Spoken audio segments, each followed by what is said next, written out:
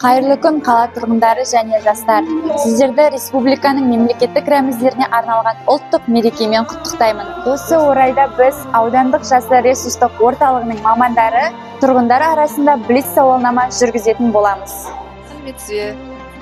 Сізге бір-екі сұрақ қойып жіберсек, қандай мереке келе жатқанын білесіз бе? Рәміздер күні ма? Ол қай күн? 4 маусым. Мемлекеттік әнұран ойнағанда қандай сезімде боласыз? Жүрегім елжіреп, бір отанға деген сүйіспеншілігін артады.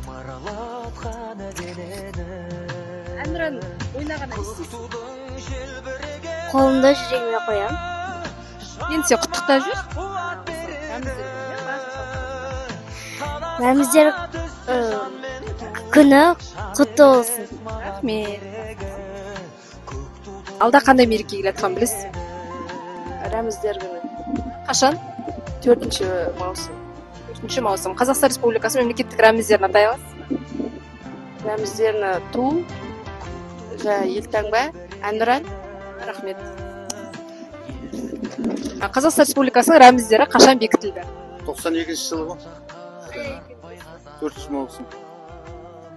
Қазақстан Республикасының әнұранының авторлары? Шәмші Қалдаяқ, Нұрсұлтан Назарбаев, Жұмекен Нәжімедин. Рахмет аға. Туды ала қойыңыз. Мерекеңіз құтты болсын.